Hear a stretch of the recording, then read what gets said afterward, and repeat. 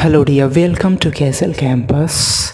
In this lecture we will study about break-even analysis और break-even quantity इसको ही कहते हैं। तो ये जो टॉपिक है MBBI टॉपिक्स में से एक है। ये आपका जो टॉपिक है आपके सेमेस्टर्स के लिए भी या फिर गेट ES या फिर PSU सारे एग्ज़ाम्स के लिए इम्पोर्टेंट है। बिकॉज सेमेस्टर के एग्ज़ाम्स में इसे थ्योरी भी आ सकता है, लेकिन जो PSUs गेट IAS के एग्ज़ाम्स होते हैं उसमें आपका न्यूमेरिकल आएगा ही आएगा। एक तो आप लगा लो फिक्स है, एक से ज़्यादा भी आ सकते हैं। मतलब 95% चांसेस रहते हैं कि इस चैप्टर से जो क्वेश्चन आएगा ब्रेक इवन एनालिसिस पे ही आता है। तो चलिए स्टार्ट करते हैं। इससे जो रिलेटेड टर्म्स हैं वो देख लेते हैं। Total cost, selling cost, volume of production और टोटल कॉस्ट में fixed cost plus variable cost, इससे रिलेटेड टर्म आएगा। तो चलिए सबसे पहले स्टार्ट करते हैं। इसकी डेफिनेशन देखते हैं ब्रेक इवन एनालिसिस की, जिसको कि शॉर्ट में BEA भी बोलते हैं। It is an important tool used by the production manager to analyze the potential profit or loss possible in the future। मतलब कि प्रोडक्शन मैनेजर का आप वर्क क्या था, आपने इसके पहले वाले लेक्चर में भी देखा था कि उसको कंट्रोल करना था, रेगुलेट करना था प्रोडक्शन सिस्टम को, so that we can get our product in a specific time at a cost, specific cost. ठीक है, तो इस टूल को यूटिलाइज करके जो प्रोडक्शन मैनेजर होता है वो आइडेंटिफाई करता है या फिर एनालाइज करता है कि जो फ्यूचर में लॉसेस होने वाले हैं या फिर प्रॉफिट होने वाले हैं तो कितने होने वाले हैं। एक तरीके का फोरकास्ट करता है about losses and profits in the future. तो चलिए जो सबसे पहला टर्म है इससे रिलेटेड वो देखते हैं, टोटल कॉस्ट। तो टोटल कॉस्ट क्या होता है? Total cost indicates the expenditure required to produce certain number of units. मतलब किसी भी सर्विस या गुड्स का certain number of unit produce करना है तो उसके लिए टोटल एक्सपेंडिचर कितना होगा ये टोटल कॉस्ट हमें बताता है। ठीक है, तो और ये क्या होता है? It is the sum of fixed cost और वेरिएबल कॉस्ट। मतलब वहाँ पे फिक्स्ड कॉस्ट कितना है प्लस वेरिएबल कॉस्ट कितना है, ये टोटल कॉस्ट बताता है। एक्सपेंडिचर दोनों का सम होता है। तो सबसे पहला टोटल कॉस्ट में क्या है? Fixed cost. तो इसको देखते हैं। दिस कॉस्ट रिमेंस फिक्स्ड और constant irrespective of the volume of production. चाहे आप 1 यूनिट प्रोड्यूस करो, चाहे आप 100 यूनिट प्रोड्यूस करो, वॉल्यूम ऑफ प्रोडक्शन आपका कितना है इसमें मैटर नहीं करता है। जो फिक्स्ड कॉस्ट है वो फिक्स रहेगा, कांस्टेंट रहेगा। ठीक है, इस पे डिपेंड नहीं करता है वॉल्यूम ऑफ प्रोडक्शन पे। It includes cost of machine, rent of building. आप कितना भी प्रोडक्शन करो, रेंट ऑफ बिल्डिंग तो उतना ही रहेगा, मशीन का कॉस्ट उतना ही। आपको जितना खरीद रहे हो, अगर 10 लाख की मशीन खरीद रहे हो तो 10 लाख की ही पड़ेगी, चाहे आपको उससे 1 यूनिट बनाना हो चाहे 100 यूनिट बनाना हो। Land cost, salary of watchman जो आप रखोगे तो चाहे प्रोडक्शन हो या ना हो आपको उसको सैलरी तो देना ही पड़ेगा। सैलरी ऑफ हायर ऑफिसर्स इसलिए कि उनका तो सैलरी देना ही पड़ेगा कितना भी नंबर ऑफ प्रोडक्शन हो रहा है। हाँ, लेबर कॉस्ट घट सकता है क्योंकि नंबर ऑफ लेबर्स कम लगेंगे तो वो फिक्स्ड कॉस्ट में नहीं आएगा, वो वेरिएबल कॉस्ट में चला जाएगा। Advertisement cost, setup cost, insurance cost, interest जो लगेगा तो फिक्स रहेगा। वॉल्यूम ऑफ प्रोडक्शन आपका कितना भी हो रहा है तो एक कर्व ड्रॉ कर रहे हैं बिटवीन कोऑर्डिनेट्स ऑफ कॉस्ट और वॉल्यूम ऑफ प्रोडक्शन के बीच में। यहाँ जो ओरिजिन पे है कितना है, वॉल्यूम ऑफ प्रोडक्शन 0 है और कॉस्ट पे 0 है। तो ये जो फिक्स्ड कॉस्ट रहेगा ये फिक्स रहेगा, कितना भी वॉल्यूम ऑफ प्रोडक्शन हो ये फिक्स रहेगा। यहाँ पे 1 2 3 4 100 कितना भी हो तो ये फिक्स रहेगा। ओके, अब ना वेरिएबल कॉस्ट की बात कर लेते हैं। वेरिएबल कॉस्ट आया था जो, तो वेरिएबल कॉस्ट क्या होगा? वॉल्यूम ऑफ प्रोडक्शन के साथ ही वेरी करेगा। This cost increases directly proportionally with volume of production and it includes direct material और डायरेक्ट लेबर और running cost. Direct material cost मतलब कि आपको 100 यूनिट प्रोड्यूस करनी है तो 100 यूनिट के लिए ही रॉ मटेरियल खरीदोगे। अगर 500 यूनिट मतलब 500 यूनिट प्रोड्यूस करनी है तो 500 यूनिट्स के लिए आप रॉ मटेरियल खरीदोगे तो ये डायरेक्ट कॉस्ट कम ज़्यादा अल्टर करेगा। या फिर डायरेक्ट लेबर कॉस्ट जो है वो भी वेरी करेगा, बिकॉज आपको कम यूनिट प्रोड्यूस करनी है तो कम ही लेबर लगेंगे, अगर ज़्यादा प्रोड्यूस करनी है तो नंबर ऑफ वर्कर्स जो हैं बढ़ जाएंगे। या फिर रनिंग कॉस्ट भी वेरिएबल कॉस्ट में आएगा। ठीक है, अब एक और भी कॉस्ट होता है जो कि जिसका कि इसमें यूज़ नहीं होगा, लेकिन देख लेते हैं। सेमी वेरिएबल कॉस्ट होता है। सेमी वेरिएबल कॉस्ट मतलब कुछ सर्टेन यूनिट्स तक वो फिक्स रहता है, उसके बाद वो वेरिएबली बिहेव करता है। जैसे कि एग्जांपल्स दे रखा है, लाइक फॉर टेलीफोन बिल मैंने लिख रखा है यहाँ पे।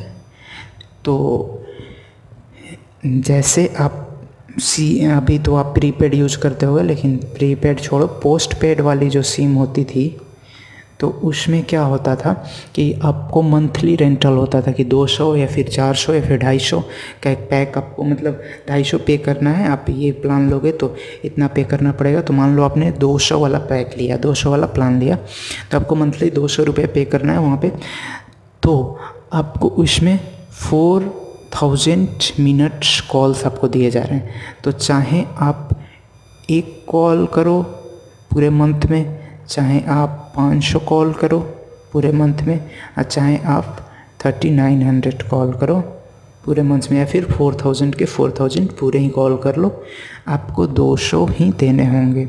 ठीक है, तो 400 कॉल्स तक तो ये इसका जो है कॉस्ट फिक्स है, लेकिन 4000 तक ये फिक्स है। और 4000 से ज़्यादा आप अगर कॉल करते हो तो इसमें क्या होगा, आपका जो कॉस्ट होगा इंक्रीज होते जाएगा। कैसे? वेरिएबल तरीके से, मतलब वेरिएबली इंक्रीज होते जाएगा। 4100 कॉल करोगे तो ज़्यादा लगेगा, उसके बाद से 4500 करोगे, नहीं 4500 कॉल करोगे तो उससे ज़्यादा लगेगा, 5000 करोगे तो उससे ज़्यादा लगेगा। ठीक है, तो जैसे जैसे आपके नंबर ऑफ़ कॉल्स बढ़ते जाएंगे आफ्टर 4000, तो आपकी जो है रेट्स बढ़ती जाएगी। जब जमा करने जाओगे तो आपको ज़्यादा का बिल दे देगा। ठीक है, तो सेमी वेरिएबल कॉस्ट में आते हैं।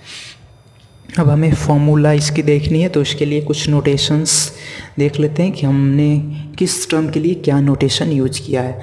तो F यूज़ किया है for fixed cost in RS, और Q यूज़ किया है number of units produce. X भी इसको कहीं कहीं अगर लिखेंगे तो आपको डिस्टर्ब नहीं होना है, मतलब number of unit produced, X unit produce हो रहा है। और V स्मॉल v है, small v for variable cost per unit volume, मतलब ये वेरिएबल कॉस्ट पर यूनिट, एक यूनिट वॉल्यूम के लिए कितनी वेरिएबल कॉस्ट लग रही है।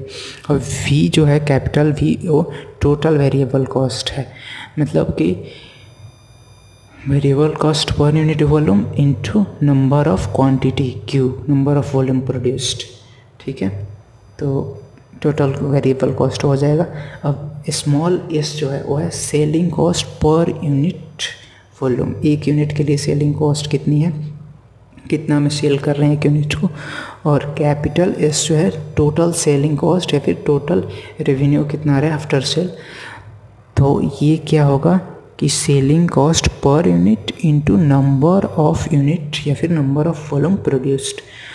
अब एक यहाँ पे एजम्पशंस हम क्या ले रहे हैं, मतलब कि फिक्स्ड कॉस्ट या फिर variable cost per unit volume और selling cost per unit volume जो है कांस्टेंट रह रहा है, चेंज नहीं हो रहा है टाइम टू टाइम।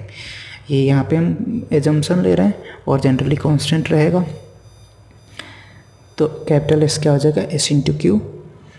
चलिए, टोटल कॉस्ट सबसे पहले पता है क्या होता है, fixed cost plus variable cost. तो टोटल फिक्स्ड कॉस्ट को F से और टोटल वेरिएबल कॉस्ट को variable cost per unit volume into number of quantity से मल्टीप्लाई करेंगे, टोटल वेरिएबल कॉस्ट आ जाएगा। ठीक है, तो fixed cost plus variable cost total cost हो गया। अब दोनों को एक साथ एक ग्राफ पे देखते हैं। तो ये हमारा कॉस्ट और number of production, number of quantity या फिर वॉल्यूम ऑफ प्रोडक्शन का ये जो है कोऑर्डिनेट्स है, इस पे देखते हैं। जो फिक्स्ड कॉस्ट रहेगा तो कितना भी वॉल्यूम ऑफ प्रोडक्शन हो फिक्स ही रहेगा, लेकिन वेरिएबल कॉस्ट जो होगा वो नंबर ऑफ वॉल्यूम जैसे जैसे इंक्रीज होते जाएगा प्रोडक्शन का, वैसे वैसे वेरिएबल कॉस्ट आपका जो है इंक्रीज होते जाएगा।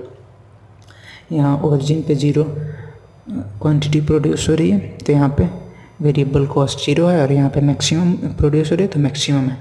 अब जैसे कुछ न्यूमेरिकल एग्जांपल्स लेते हैं, जैसे कि फिक्स्ड कॉस्ट जो है उसको हमने 20,000 ले लिया, जो वेरिएबल कॉस्ट है 3 रुपीज़ पर यूनिट क्वांटिटी ले लिया। ठीक है, तो टोटल कॉस्ट हमें निकालना है। तो सबसे पहले फिक्स्ड कॉस्ट तो यहाँ पे कितना हो जाएगा, 20,000 हो जाएगा, ठीक।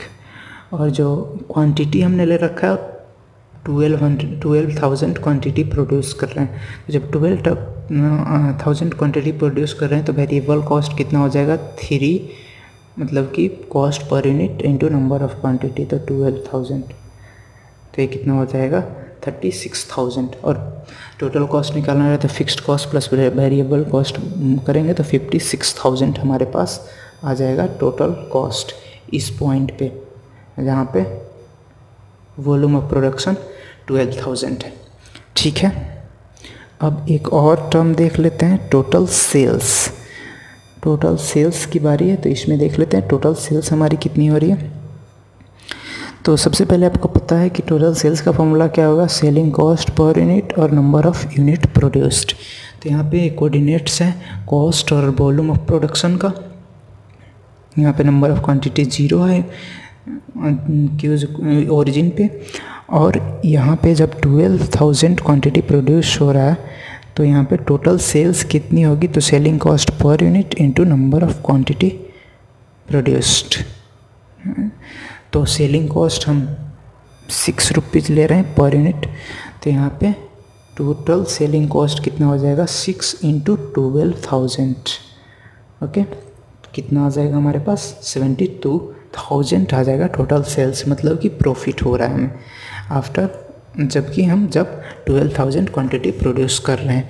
लेकिन एक ब्रेक इवन क्वांटिटी का चार्ट देखेंगे, ब्रेक इवन एनालिसिस का चार्ट, जहाँ पे Q का वैल्यू ऐसा रहेगा, नंबर ऑफ क्वांटिटी का वैल्यू, जिसमें कि ना ही प्रॉफिट होगा ना ही लॉस होगा। यहाँ पे तो 12,000 है तो इसमें प्रॉफिट हो रहा है, हो सकता है 12,000 से कम है, तो एक पॉइंट ऐसा है, मतलब ऐसा वॉल्यूम ऑफ प्रोडक्शन आए तो वहाँ पे ना ही प्रॉफिट हो ना ही लॉस हो, उसके नीचे नंबर ऑफ प्रोडक्शन या फिर नंबर ऑफ क्वांटिटी प्रोड्यूस करेंगे उस वॉल्यूम के नीचे, तो हमें लॉस होगा। वो देखेंगे उस चार्ट के थ्रू अगले लेक्चर में। और देखते हैं जो टोटल कॉस्ट है क्या इंडिकेट करता है, मतलब टोटल सेलिंग कॉस्ट है, it indicates the return obtained by selling out the quantity produced and it is directly proportional to the volume of production.